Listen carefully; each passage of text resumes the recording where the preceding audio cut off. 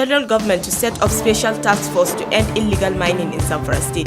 Plus, Zamfara State government distribute relief materials to the victims of armed banditry in Talata Mafara. Viewers, a very good evening and welcome to Thunder Blowers Online TV News. My name is Aisha Usman Ahmad. Governor Matola said the federal government has resolved to constitute a task force committee aimed at ensuring the presidential ban order on illegal mining activities has remained enforced. The governor made the declaration while briefing the State House correspondent after the closed-door meeting with the president on Friday. Correspondent Muhammad Bello Bakura has the details.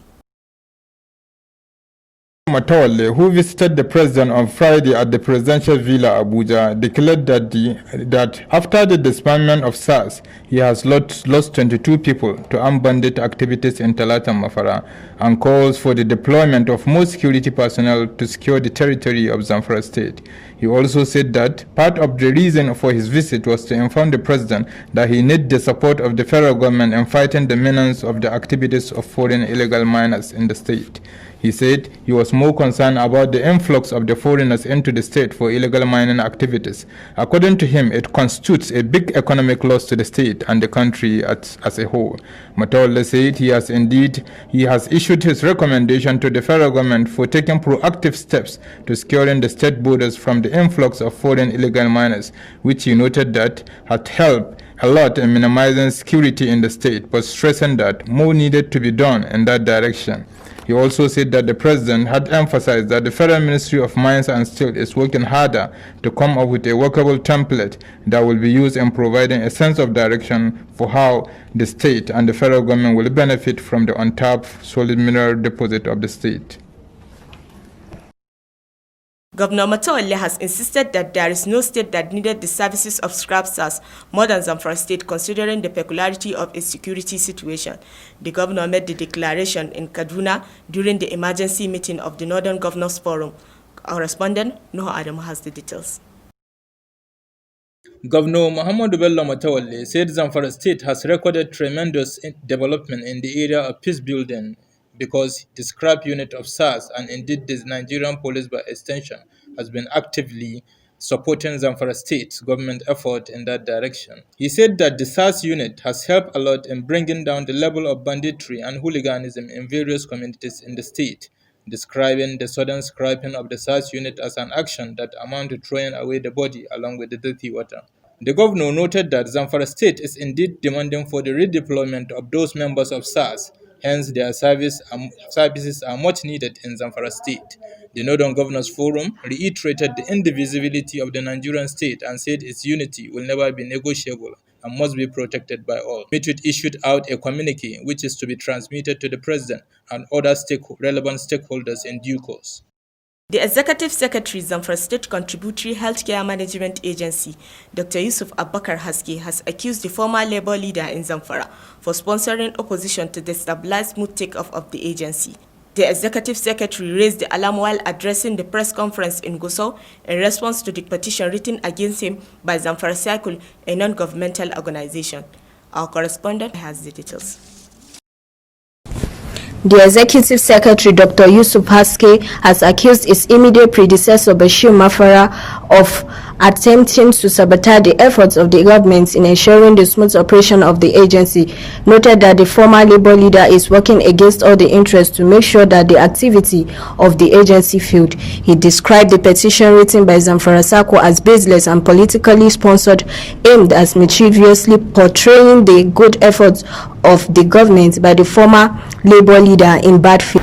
So I don't think that one has enough evidence to justify the allegation. And then they mentioned in their allegation also that there was a gross violation of procedure where I connived with signatories that I am siphoning money for basic care provision fund.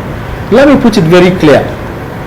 We in Zamfara State Contributory Healthcare Management Agency and Zamfara State in general, we have not been disbursed from the federal government our own share of basic care provision fund. We have not. The sponsor can confirm this from the NHIS. They can also confirm it from the Ministry of Health, which the commissioner is actually the the custodian of the information, and also is also the chairman of the oversight committee. They mentioned also the issue of developments and drafting of operational guideline. Actually, the operational guideline was sponsored. The drafting was sponsored by Saving Women Life. At that time, the Saving Women Life program does not have enough fund. We intend to carry out this in Kaduna or at Kaduna, but we couldn't because of financial constraints.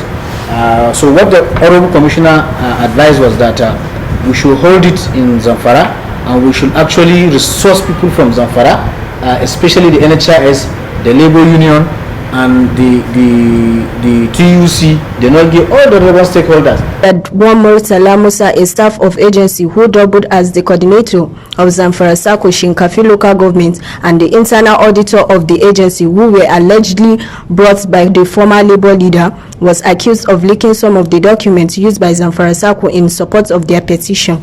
He alleged further that logically it is against the ethics of the civil service rule for an officer who had been in the rank of the director and former state labor leader to be using staff of the agency in assessing official documents to be used for mischievous purposes.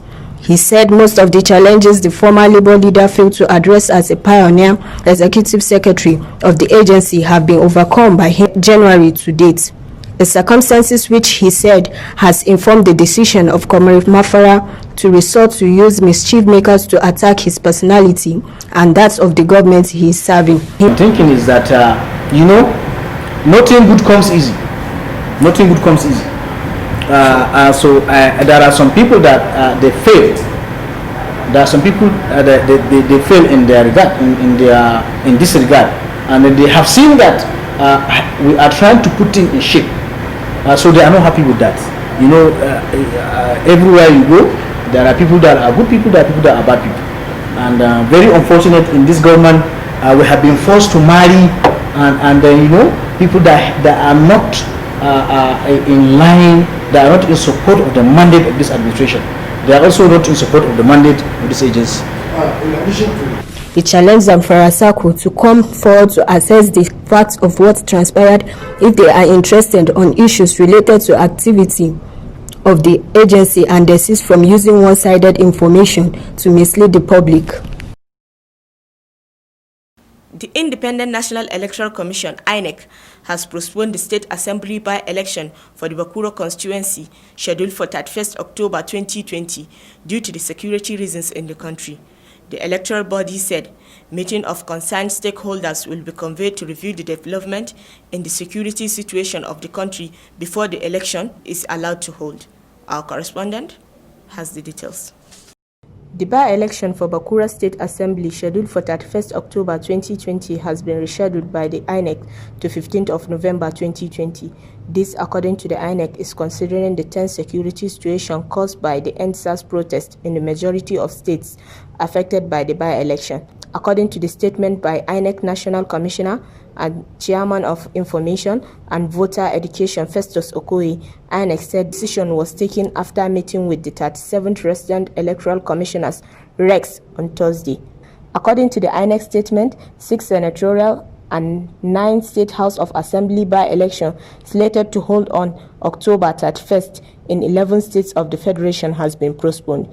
The legislative debate for legislative candidates of APC, PDP, NRM, and AFGA for the Bakura by-election earlier scheduled for Saturday, the 24th October 2020, has been rescheduled for October 31st, 2020.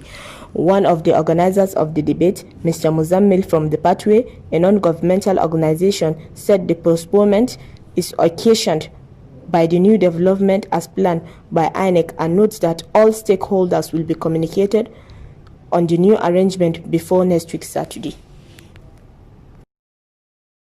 Zamfara State Government has delivered relief materials and 50 bags of assorted food items to the victims of armed banditry attack at Tungarkwana in Talata Mafara local government area, Zamfara State. The food items and other relief materials has been handed down to the Emir of Talata Mafara by the state government delegation. Correspondent Anasana Anka has the details. The state government delegation was led by the State Commissioner for Religious Affairs, Tukur Sane Jangebe, who stood in for the state speaker and he said the purpose of their visit was to condole with the relations and the families of those killed by the bandits' attack in Tungar corner of Talata Mapara local government area of the state. Malam Tukur Sani Jangebe noted that the state government was deeply touched by the occurrence of the incident and assured the people of the state that it will do everything possible to avert the occurrence of such ugly incident. On his own part, the State Commissioner for Security and Home Affairs Abubakar Muhammad Dauran said Zamfara state government is committed to sustaining its peace effort with those bandits that are willing to repent, and assured the people of the state that all will be done within the government capacity to make sure that peace is restored in the state. Meanwhile, the special advisor to Zamfara State Governor on Humanitarian Affairs and Disaster Management, Faika Ahmad, made the formal handing over of the relief materials to the Emir of Mafara on behalf of the state government.